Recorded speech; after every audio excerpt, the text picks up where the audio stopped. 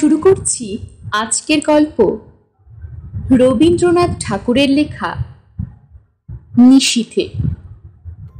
Doctor doctor জ্বালাতন করিল এই অর্ধেক রাত্রে। চোখ মেলিয়ে দেখি আমাদের জমিদার দক্ষিণাচরণ বাবু। ধরফর করিয়া উঠিয়া পিঠ ভাঙা চৌকিটা টানিয়া আনিয়া তাহাকে বসিতে দিলাম এবং উদ্বিগ্নভাবে তাহার মুখের দিকে চাহিলাম। ঘড়িতে দেখি তখন রাত্রি 2:30। দক্ষিণাচরণবাবু বিবর্ণ মুখে বিস্ফারিত নেত্রে কহিলেন, আজ রাতে আবার সেইরূপ উপদ্রব আরম্ভ হইয়াছে। তোমার ঔষধ কোনো কাজে লাগিল না। আমি কিঞ্চিৎ সসংকোচে বলিলাম, আপনি বোধ করি মদের মাত্রা আবার বাড়াইয়াছেন। দক্ষিণাচরণবাবু অত্যন্ত বিরক্ত হইয়া কহিলেন, ওটা তোমার ভারী ভ্রম, মদ নহে। আদ্যপান্ত বিবরণ না শুনিলে তুমি আসল কারণটা অনুমান করিতে পারিবে না। কুলুঙ্গির মধ্যে ক্ষুদ্র টিনের ডিবায় স্নানভাবে কেরোসিন জ্বলিতেছিল। আমি তাহা উস্কাইয়া দিলাম। একটুখানি আলো জাগিয়া উঠিল এবং অনেকখানি ধোঁয়া বাহির হইতে লাগিল। কোচাখানা গায়ের উপর টানিয়া একখানা খবরের কাগজ পাতা প্যাক বাক্সের উপর বসিলাম। দক্ষিণাচরণবাবু বলিতে লাগিলেন, আমার প্রথম পক্ষের স্ত্রীর মতো এমন গৃহিণী অতি দুর্লভ ছিল, কিন্তু আমার তখন বয়স বেশি ছিল না, সহজেই রসাধিক্য ছিল। তাহার উপর আবার কাব্যশাস্ত্রটা ভালো করিয়া অধ্যয়ন করিয়াছিলাম, তাই অবিমিশ্রিত গৃহিণীপনায় মন উঠিত না। কালিদাসের সেই শ্লোকটা প্রায় মনে উদয় হইত, গৃহিণী সচিব সখী মিথ, প্রিয় শিষ্যা ললিতে কলাবিধৌ। কিন্তু আমার গৃহিণীর কাছে ললিত কলাবিধির কোনো উপদেশ খাটিত না, এবং সখীভাবে প্রণয় সম্ভাষণ করিতে গেলে তিনি হাসিয়া উড়াইয়া দিতেন। গঙ্গার স্রোতে যেমন ইন্দ্রের ঐরাবত নাকাল হইয়াছিল, তেমনি তাহার হাসির মুখে বড় বড় কাব্যের টুকরা এবং ভালো ভালো আদরের সম্ভাষণ মুহূর্তের মধ্যে অপদস্থ হইয়া ভাসিয়া যাইত। হাসিবার আশ্চর্য ক্ষমতা ছিল। তাহার পর আজ বছর 4 হইল আমাকে সাংঘাতিক রোগে ধরিল। ওষ্ঠব্রণ হইয়া জ্বর বিকার হইয়া মরিবার দাখিল হইলাম। বাঁচিবার আশা ছিল না।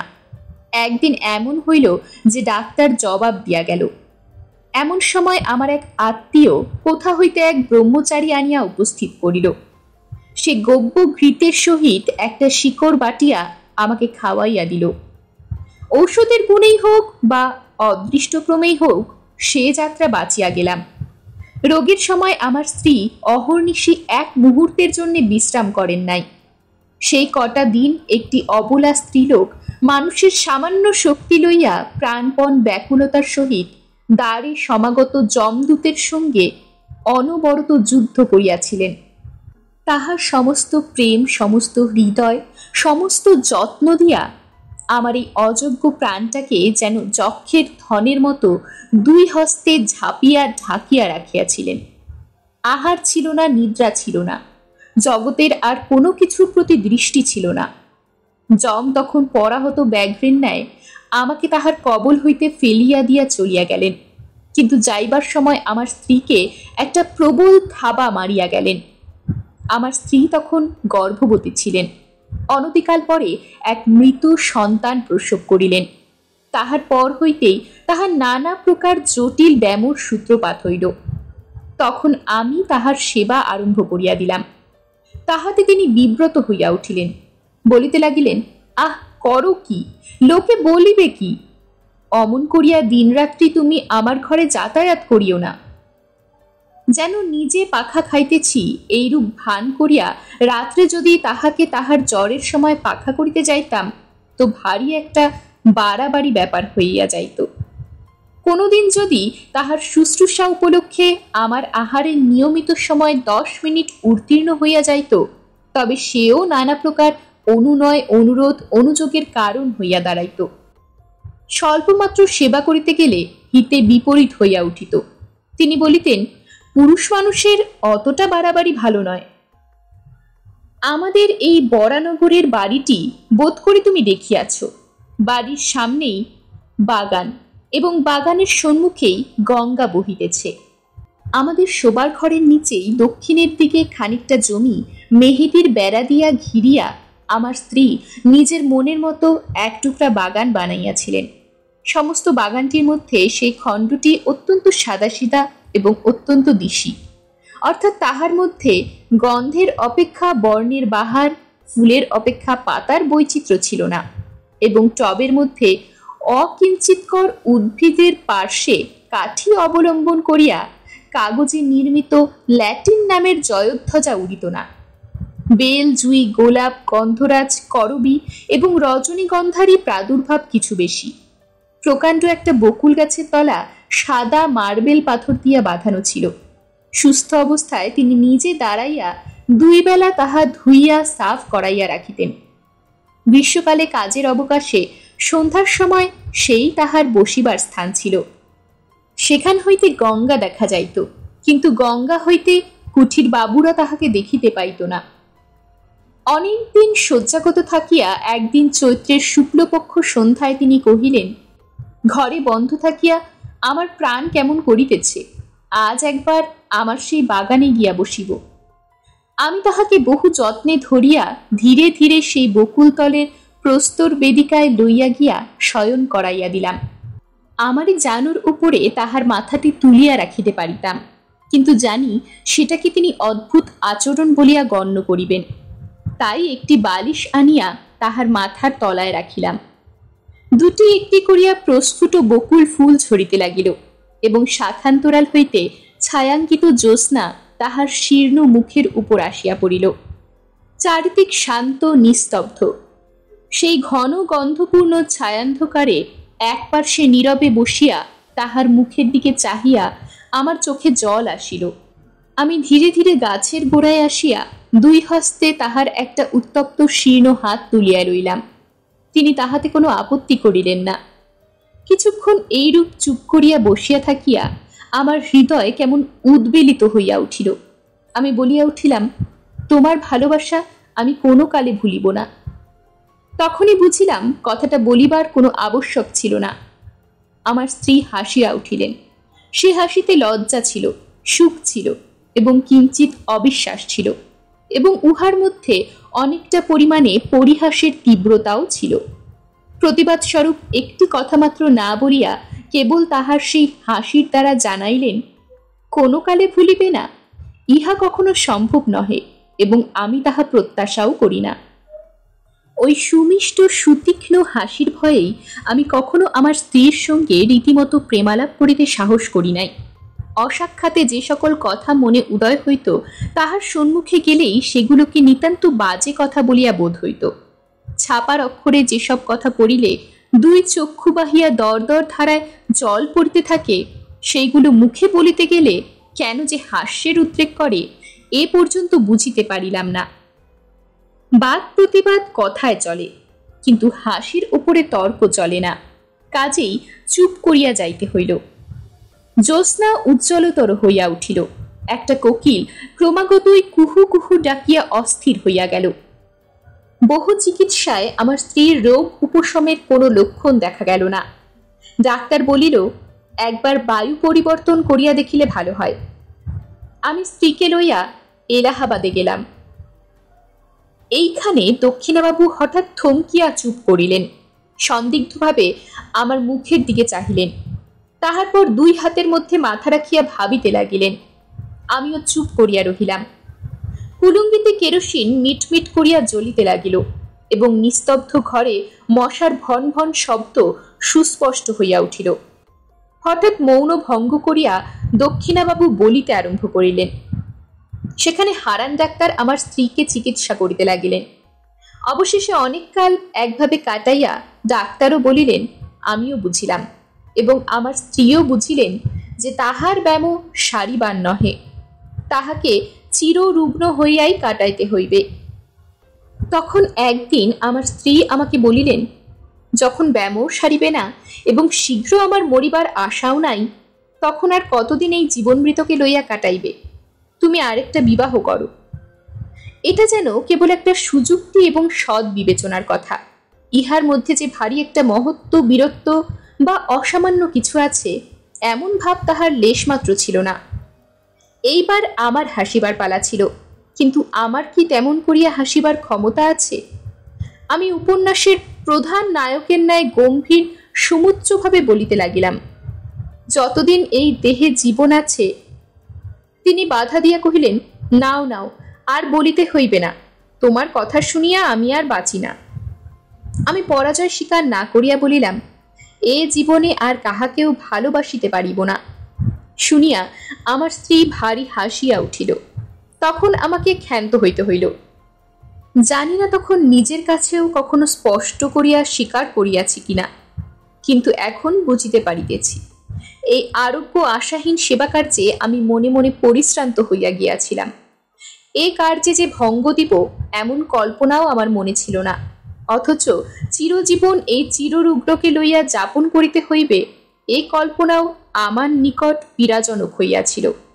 হায়, প্রথম যৌবনকালে যখন সম্মুখে তাকাইয়াছিলাম, তখন প্রেমের কুহকে সুখের আশ্বাসে, সৌন্দর্যের মরীচিকায় সমস্ত ভবিষ্যৎ জীবন প্রফুল্ল দেখাইতেছিল। আজ হইতে শেষ পর্যন্ত কেবলই আশাহীন সুদীর্ঘ সতৃষ্ণ মরুভূমি। আমার সেবার মধ্যে সেই আন্তরিক শ্রান্তি নিশ্চয়ই তিনি দেখিতে পাইয়াছিলেন। তখন জানিতাম না, কিন্তু এখন সন্দেহমাত্র নাই যে তিনি আমাকে যুক্তাক্ষরহীন প্রথম ভাগ শিশু শিক্ষার মতো অতি সহজে বুঝিতেন।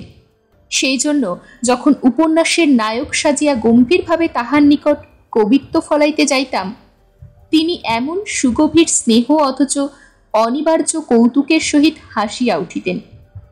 আমার নিজের অগোচর অন্তরের কথাও অন্তর্জামিন ন্যায় তিনি সমস্তই জানিতেন। এ কথা মনে করিলে আজও লজ্জায় মরিয়া যাইতে ইচ্ছা করে। হারান ডাক্তার আমাদের স্বজাতীয়। তাহার বাড়িতে আমার প্রায়ই নিমন্ত্রণ থাকিত। কিছুদিন যাতায়াতের পর ডাক্তার তাহার মেয়েটির সঙ্গে আমার পরিচয় করাইয়া দিলেন। মেয়েটি অবিবাহিত, তাহার বয়স 15 হইবে। ডাক্তার বলেন, তিনি মনের মতো পাত্র পান নাই বলে বিবাহ দেন নাই, কিন্তু বাহিরের লোকের কাছে গুজব শুনিতাম মেয়েটির কুলের দোষ ছিল, কিন্তু আর কোনো দোষ ছিল না, যেমন সুরূপ তেমনই সুশিক্ষা। সেই জন্য মাঝে মাঝে একদিন তাহার সহিত নানা কথার আলোচনা করিতে করিতে আমার বাড়ি ফিরিতে রাত হইত। আমার স্ত্রীকে ঔষধ খাওয়াইবার সময় উত্তীর্ণ হইয়া যাইত। তিনি জানিতেন আমি হারান ডাক্তারের বাড়ি গিয়াছি, কিন্তু বিলম্বের কারণ একদিনও আমাকে জিজ্ঞাসা করেন নাই। মরুভূমির মধ্যে আর একবার মরীচিকা দেখিতে লাগিলাম। তৃষ্ণা যখন বুক পর্যন্ত, তখন চোখের সামনে ফুল পরিপূর্ণ স্বচ্ছ জল ছলছল ঢলঢল করিতে লাগিল। তখন মনকে প্রাণপণে টানিয়া আর ফিরাইতে পারিলাম না। রোগীর ঘর আমার কাছে দ্বিগুণ নিরানন্দ হইয়া উঠিল। তখন প্রায়ই শুশ্রূষা করিবার এবং ঔষধ খাওয়াইবার নিয়ম ভঙ্গ হইতে লাগিল। হারান ডাক্তার আমাকে প্রায় মাঝে মাঝে বলিতেন, যাহাদের রোগ আরোগ্য হইবার কোনো সম্ভাবনা নেই, তাহাদের পক্ষে মৃত্যুই ভালো, কারণ বাঁচিয়া তাহাদের নিজেরও সুখ নাই, অন্যেরও অসুখ। কথাটা সাধারণভাবে বলিতে দোষ নাই, তথাপি আমার স্ত্রীকে লক্ষ্য করিয়া এমন প্রসঙ্গ উত্থাপন করা তাহার উচিত হয় নাই। কিন্তু মানুষের জীবন মৃত্যু সম্বন্ধে ডাক্তারদের মন এমন অসার যে তাহারা ঠিক আমাদের মনের অবস্থা বুঝিতে পারে না।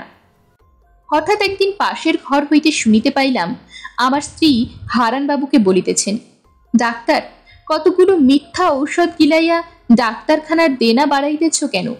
আমার প্রাণটাই যখন একটা ব্যামো, তখন এমন একটা ওষুধ দাও যাহাতে শীঘ্র এই প্রাণটা যায়। ডাক্তার বলিলেন, ছি, এমন কথা বলিবেন না। কথা শুনিয়া হঠাৎ আমার বক্ষে বড় আঘাত লাগিল। ডাক্তার চলিয়া গেলে আমার স্ত্রীর ঘরে গিয়া তাহার শয্যা প্রান্তে বসিলাম। তাহার কপালে ধীরে ধীরে হাত বুলাইয়া দিতে লাগিলাম। তিনি কহিলেন, এ ঘর বড় গরম, তুমি বাহিরে যাও, তোমার বেড়াইতে যাইবার সময় হইয়াছে। খানিকটা না বেড়াইয়া আসিলে আবার রাত্রে তোমার ক্ষুধা হইবে না। বেড়াইতে যাওয়ার অর্থ ডাক্তারের বাড়ি যাওয়া। আমি তাহাকে বুঝাইয়াছিলাম, ক্ষুধা সঞ্চারের পক্ষে খানিকটা বেড়াইয়া আসা বিশেষ আবশ্যক। এখন নিশ্চয় বলিতে পারি তিনি প্রতিদিনই আমার এই ছলনাটুকু বুঝিতেন। আমি নির্বোধ মনে করিতাম, তিনিই নির্বোধ। এই বলিয়া দক্ষিণাচরণবাবু অনেকক্ষণ করতলে মাথা রাখিয়া চুপ করিয়া বসিয়া রহিলেন। অবশেষে কহিলেন, আমাকে এক গ্লাস জল আনিয়া দাও। জল খাইয়া বলিতে লাগিলেন, একদিন ডাক্তারবাবুর কন্যা মনোরমা আমার স্ত্রীকে দেখিতে আসিবার ইচ্ছা প্রকাশ করিলেন। জানি না কি কারণে তাহার সে প্রস্তাব আমার ভালো লাগিল না, কিন্তু প্রতিবাদ করবার কোনো হেতু ছিল না। তিনি একদিন সন্ধ্যাবেলায় আমাদের বাসায় আসিয়া উপস্থিত হইলেন। সেদিন আমার স্ত্রীর বেদনা অন্য দিনের অপেক্ষা কিছু বাড়িয়া উঠিয়াছিল। যেদিন তাহার ব্যথা বাড়ে সেদিন তিনি অত্যন্ত স্থির নিস্তব্ধ থাকেন, কেবল মাঝে মাঝে মুষ্টিবদ্ধ হইতে থাকে এবং মুখ নীল হইয়া আসে। তাহাতেই তাহার যন্ত্রণা বুঝা যায়। ঘরে কোনো সাড়া ছিল না। আমি শয্যা প্রান্তে চুপ করিয়া বসিয়াছিলাম। সেদিন আমাকে বেড়াইতে যাইতে অনুরোধ করেন এমন সামর্থ্য তাহার ছিল না, কিংবা হয়তো বড় কষ্টের সময় আমি কাছে থাকি এমন ইচ্ছা তাহার মনে মনে ছিল। চোখে লাগিবে বলিয়া কেরোসিনের আলোটা দ্বারের পার্শ্বে ছিল। ঘর অন্ধকার এবং নিস্তব্ধ। কেবল একবার যন্ত্রণায় কিঞ্চিত উপশমে আমার স্ত্রীর গভীর দীর্ঘ নিঃশ্বাস শোনা যাইতেছিল। এমন সময় মনোরমা ঘরের প্রবেশদ্বারে দাঁড়াইলেন। বিপরীত দিক হইতে কেরোসিনের আলো আসিয়া তাহার মুখের উপর পড়িল। আলো আধারে লাগিয়া তিনি কিছুক্ষণ ঘরের কিছুই দেখিতে না পাইয়া দ্বারের নিকট দাঁড়াইয়া ইতস্তত করিতে লাগিলেন। আমার স্ত্রী চমকিয়া আমার হাত ধরিয়া জিজ্ঞাসা করিলেন, ও কে?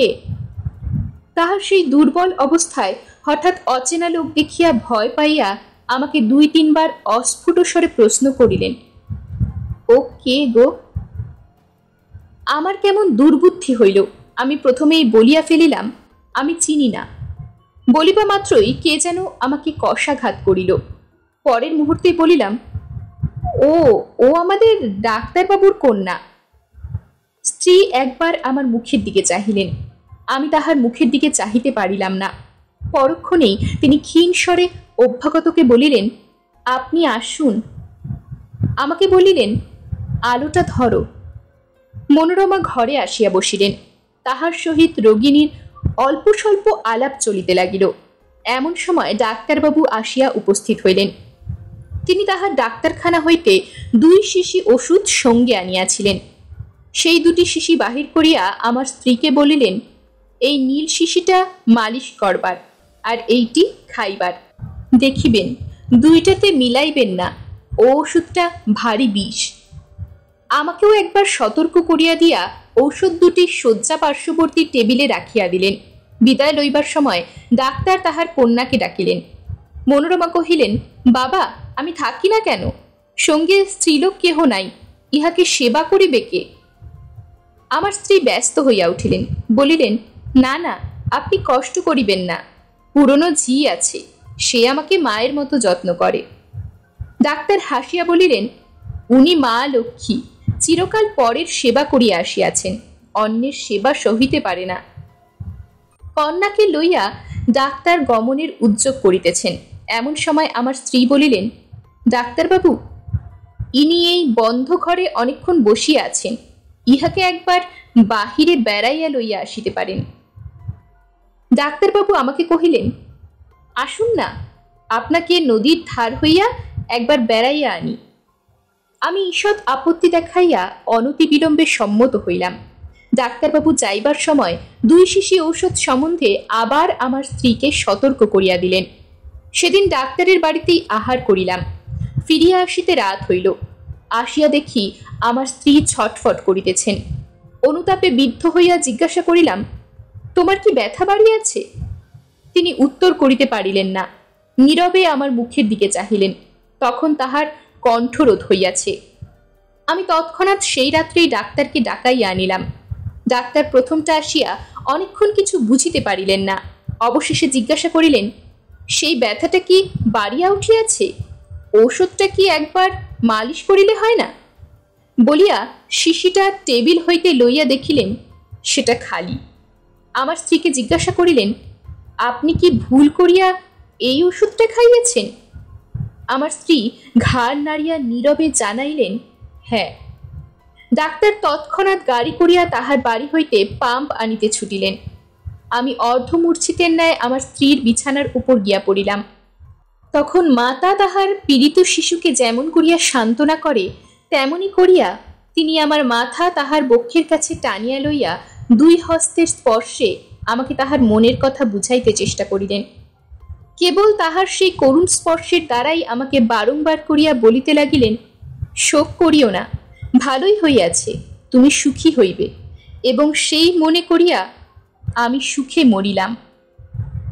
ডাক্তার যখন ফিরিলেন তখন জীবনের সঙ্গে সঙ্গে আমার স্ত্রীর সকল যন্ত্রণার অবসান হইয়াছে। দক্ষিণাচরণ আর একবার জল খাইয়া বলিলেন, উফ, বড় গরম, বলিয়া দ্রুত বাহির হইয়া বার কয়েক বারান্দায় পায়চারি করিয়া আসিয়া বলিলেন, বেশ বোঝা গেল তিনি বলিতে চাহেন না, কিন্তু আমি যেন জাদু করিয়া তাহার নিকট হইতে কথা কাড়িয়া লইতেছি। আবার আরম্ভ করিলেন, মনোরমাকে বিবাহ করিয়া দেশে ফিরিলাম। মনোরমা তাহার পিতার সম্মতিক্রমে আমাকে বিবাহ করিল। কিন্তু আমি যখন তাহাকে আদরের কথা বলিতাম, প্রেমালাপ করিয়া তাহার হৃদয় অধিকার করিবার চেষ্টা করিতাম, সে হাসিত না, গম্ভীর হইয়া থাকিত।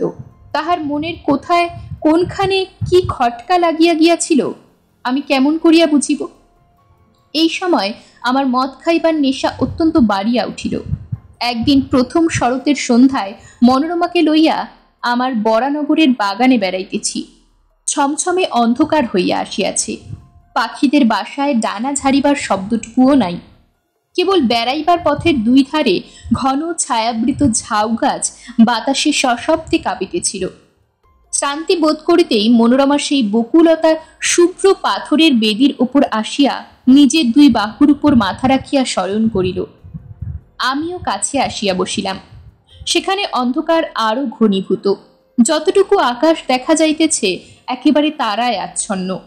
তরুতলের ঝিল্লির ধ্বনি যেন অনন্ত গগন বক্ষচ্যুত নিঃশব্দতার নিম্ন প্রান্তে একটি শব্দের সরু পার বুনিয়া দিতেছে। সেদিনও বৈকালে আমি কিছু মদ খাইয়াছিলাম। মনটা বেশ একটু তরলাবস্থায় ছিল। অন্ধকার যখন চোখে সহিয়া আসিল তখন বনচ্ছায়াতলে পাণ্ডুর বর্ণে অঙ্কিত সেই শিথিল অঞ্চল শ্রান্তকায় রমণীর আবছায়া মূর্তিটি আমার মনে এক অনিবার্য আবেগের সঞ্চার করিল। মনে হলো ও যেন একটি ছায়া, ওকে যেন কিছুতেই দুই বাহু দিয়া ধরিতে পারিব না। এমন সময় অন্ধকার ঝাউ গাছের শিখর দেশে যেন আগুন ধরিয়া উঠিল। তাহার পরে কৃষ্ণপক্ষের জীর্ণপ্রান্ত হলুদ বর্ণ চাঁদ ধীরে ধীরে গাছের মাথার উপরকার আকাশে আরোহণ করিল। সাদা পাথরের উপর সাদা শাড়ি পরা সেই শ্রান্ত শয়ান রমণীর মুখের উপর জ্যোৎস্না আসিয়া পড়িল। আমি আর থাকিতে পারিলাম না। কাছে আসিয়া দুই হাতে তাহার হাতটি তুলিয়া ধরিয়া কহিলাম, মনোরমা, তুমি আমাকে বিশ্বাস করো না, কিন্তু আমি তোমাকে ভালোবাসি। তোমাকে আমি কোনো কালে ভুলিতে পারিব না। কথাটা বলিবা মাত্র চমকিয়া উঠিলাম। মনে পড়িল ঠিক এই কথাটা আর একদিন আর কাহাকেও বলিয়াছি, এবং সেই মুহূর্তেই বকুল গাছের শাখার ওপর দিয়া, ঝাউ গাছের মাথার ওপর দিয়া, কৃষ্ণপক্ষের পীতবর্ণ ভাঙা চাঁদের নিচ দিয়া, গঙ্গার পূর্ব পার হইতে গঙ্গার সুদূর পশ্চিম পার পর্যন্ত হাহা হাহা করিয়া অতি দ্রুত বেগে একটা হাসি বহিয়া গেল। সেটার মর্মভেদী হাসি কি অভ্রভেদী হাহাকার বলিতে পারিব না। আমি তদ্দণ্ডেই পাথরের বেদির উপর হইতে মূর্ছিত হইয়া নিচে পড়িয়া গেলাম। মূর্ছা ভেঙে দেখিলাম আমার ঘরে বিছানায় শুইয়া আছি। স্ত্রী জিজ্ঞাসা করিলেন, তোমার হঠাৎ এমন হইল কেন? আমি কাঁপিয়া উঠিয়া বলিলাম, শুনিতে পাও নাই? সমস্ত আকাশ ভরিয়া হাহা করিয়া একটা হাসি বহিয়া গেল। স্ত্রী হাসিয়া কহিলেন, সে বুঝি হাসি? সার বাঁধিয়া দীর্ঘ এক ঝাঁক পাখি উড়িয়া গেল, তাহাদেরই পাখার শব্দ শুনিয়াছিল। তুমি এত অল্পেই ভয় পাও? দিনের বেলায় স্পষ্ট বুঝিতে পারিলাম পাখির ঝাঁক উড়িবার শব্দই বটে। এই সময় উত্তর দেশ হইতে হংস শ্রেণী নদীর চরে চড়িবার জন্য আসিতেছে, কিন্তু সন্ধ্যা হইলে সে বিশ্বাস রাখিতে পারিতাম না। তখন মনে হইত চারিদিকে সমস্ত অন্ধকার ভরিয়া ঘন হাসি জমা হইয়া হাসিয়াছে। সামান্য একটা উপলক্ষে হঠাৎ আকাশ ভরিয়া অন্ধকার বিদীর্ণ করিয়া ধ্বনিত হইয়া উঠবে। অবশেষে এমন হইল, সন্ধ্যার পর মনোরমার সহিত একটা কথা কহিতে আমার সাহস হইত না। তখন আমাদের বরানগরের বাড়ি ছাড়িয়া মনোরমাকে লইয়া বোর্টে করিয়া বাহির হইলাম। অগ্রাণ মাসে নদীর বাতাসে সমস্ত ভয় চলিয়া গেল। কয়দিন বড় সুখে ছিলাম। চারিদিকের সৌন্দর্যে আকৃষ্ট হইয়া মনোরমাও যেন তাহার হৃদয়ের রুদ্ধ দ্বার অনেকদিন পরে ধীরে ধীরে আমার নিকট খুলিতে লাগিল। গঙ্গা ছাড়াইয়া খড়ে ছাড়াইয়া অবশেষে পদ্মায় আসিয়া পৌঁছিলাম। ভয়ঙ্করী পদ্মা তখন হেমন্তের ভুজঙ্গিনীর মতো কৃষ নির্জীবভাবে সুদীর্ঘ শীত নিদ্রায় নিবিষ্ট ছিল। উত্তর পারে জনশূন্য তৃণশূন্য দিগন্ত প্রসারিত বালির চর ধুধু করিতেছে এবং দক্ষিণের উচ্চ পাড়ের ওপর গ্রামের আম বাগানগুলি এই রাক্ষসী নদীর নিতান্ত মুখের কাছে জোর হস্তে দাঁড়াইয়া কাঁপিতেছে। পদ্মা ঘুমের ঘোরে এক একবার পাশ ফিরিতেছে এবং বিদীর্ণ তটভূমি ঝুপঝাপ করিয়া ভাঙিয়া ভাঙিয়া পড়িতেছে। এইখানে বেড়াইবার সুবিধা দেখিয়া বোট বাঁধিলাম। একদিন আমরা দুজনে বেড়াইতে বেড়াইতে বহু দূর চলিয়া গেলাম। সূর্যাস্তের স্বর্ণছায়া মিলাইয়া যাইতেই শুক্লপক্ষের নির্মল চন্দ্রালোক দেখিতে দেখিতে ফুটিয়া উঠিল। সেই অন্তহীন শুভ্র বালির উপর যখন অজস্র অবারিত উচ্ছ্বসিত জ্যোৎস্না একেবারে আকাশের সীমান্ত পর্যন্ত প্রসারিত হইয়া গেল, তখন মনে হইল যেন জনশূন্য চন্দ্রলোকের অসীম স্বপ্নরাজ্যের মধ্যে কেবল আমরা দুইজনে ভ্রমণ করিতেছি। একটি লাল শাল মনোরমার মাথার উপর হইতে নামিয়া তাহার মুখখানি বেষ্টন করিয়া তাহার শরীরটি আচ্ছন্ন করিয়া রহিয়াছে। নিস্তব্ধতা এখন নিবিড় হইয়া আসিল। কেবল একটি সীমাহীন দিশাহীন শুভ্রতা এবং শূন্যতা ছাড়া যখন আর কিছুই রহিল না, তখন মনোরমা ধীরে ধীরে হাতটি বাহির করিয়া আমার হাত চাপিয়া ধরিল। অত্যন্ত কাছে আসিয়া সে যেন তাহার সমস্ত শরীর মন জীবন যৌবন আমার উপর বিন্যস্ত করিয়া নিতান্ত নির্ভর করিয়া দাঁড়াইল। পুলকিত উদ্বেলিত হৃদয়ে মনে করিলাম, ঘরের মধ্যে কি যথেষ্ট ভালোবাসা যায়? এইরূপ অনাবৃত অবারিত অনন্ত আকাশ নহিলে কি দুটি মানুষের কোথাও ধরে? তখন মনে হইল আমাদের ঘর নাই, দ্বার নাই, কোথাও ফিরিবার নাই।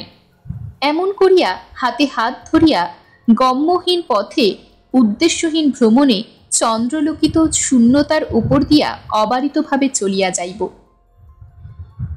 এইরূপে চলিতে চলিতে এক জায়গায় আসিয়া দেখিলাম সেই বালুকারাশির মাঝখানে অদূরে একটি জলাশয়ের মতো হইয়াছে। পদ্মা সরিয়া যাওয়ার পর সেখানে জল বাঁধিয়া আছে। সেই মরু বালুকা বেষ্টিত নিস্তরঙ্গ নিযুক্ত নিশ্চল জলটুকুর উপর একটি সুদীর্ঘ জ্যোৎস্নার রেখা মূর্ছিতভাবে পড়িয়া আছে। সেই জায়গাটাতে আসিয়া আমরা দুজনে দাঁড়াইলাম।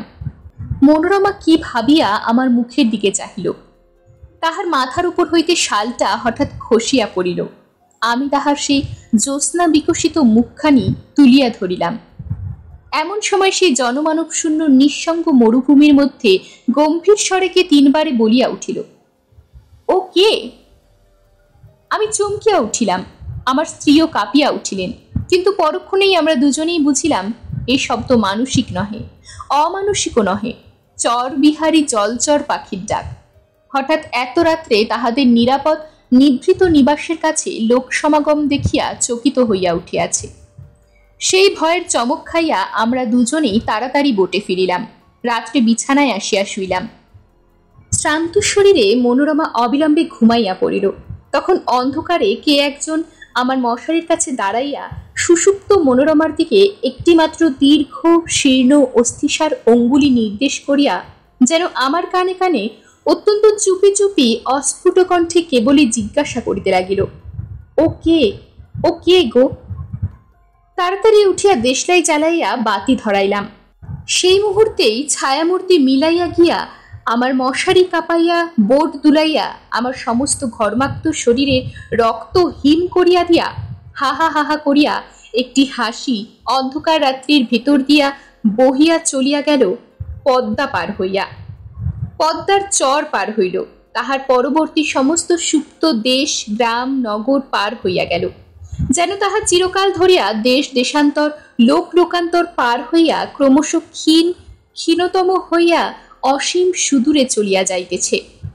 ক্রমে যেন তাহা জন্ম মৃত্যুর দেশ ছাড়াইয়া গেল।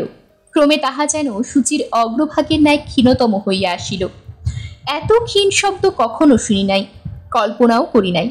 আমার মাথার মধ্যে যেন অনন্ত আকাশ রহিয়াছে এবং সেই শব্দ যতই দূরে যাইতেছে কিছুতেই আমার মস্তিষ্কের সীমা ছাড়াইতে পারিতেছে না। অবশেষে যখন একান্ত অসহ্য হইয়া আসিল, তখন ভাবিলাম আলো নিবাইয়া না দিলে ঘুমাইতে পারিব না। যেমন আলো নিবাইয়া শুইলাম, অমনি আমার মশারির পাশে আমার কানের কাছে আবার সেই অবরুদ্ধ স্বর বলিয়া উঠিল, ও কে, ও কে, ও কে গো। আমার বুকের রক্তের ঠিক সমান তালে ক্রমাগতই ধ্বনিত হইতে লাগিল, ও কে, ও কে গো। সেই গভীর রাত্রে নিস্তব্ধ বোটের মধ্যে আমার গোলাকার ঘড়িটাও সজীব হইয়া উঠিল। তাহার ঘণ্টার কাঁটা মনোরমার দিকে প্রসারিত করিয়া সেলফের ওপর হইতে তালে তালে বলিতে লাগিল, ও কে, ও কে গো। বলিতে বলিতে দক্ষিণাবাবু পাংশুবর্ণ হইয়া আসিলেন, তাহার কণ্ঠ রুদ্ধ হইয়া আসিল। আমি তাহাকে স্পর্শ করিয়া কহিলাম, একটু জল খান। এমন সময় হঠাৎ আমার কেরোসিনের শিখাটা দপ দপ করিতে করিতে নিবিয়া গেল। হঠাৎ দেখিতে পাইলাম বাহিরে আলো হইয়াছে, কাক ডাকিয়া উঠিল, দইয়ের শীষ দিতে লাগিল। আমার বাড়ির সম্মুখবর্তী পথে একটি মহিষের গাড়ির ক্যাচ ক্যাচ শব্দ জাগিয়া উঠিল। তখন দক্ষিণাবাবুর মুখের ভাব একেবারে বদল হইয়া গেল, ভয়ের কিছুমাত্র চিহ্ন রহিল না। রাত্রির কুহকে কাল্পনিক শঙ্কার মত্ততায় আমার কাছে যে এত কথা বলিয়া ফেলিয়াছেন, সেজন্য যেন অত্যন্ত লজ্জিত এবং আমার উপর আন্তরিক ক্রুদ্ধ হইয়া উঠিলেন। শিষ্ট সম্ভাষণ মাত্র না করিয়া অকস্মাৎ উঠিয়া দ্রুত বেগে চলিয়া গেলেন। সেই দিন অর্ধরাত্রে আবার আমার দ্বারে আসিয়া ঘা পড়িল, ডাক্তার, ডাক্তার। এরকমই আরো সব গল্প পেতে চ্যানেলটিকে সাবস্ক্রাইব করে দেবেন। আর গল্পটি যদি ভালো লেগে থাকে তাহলে লাইক, শেয়ার আর কমেন্ট করে দেবেন।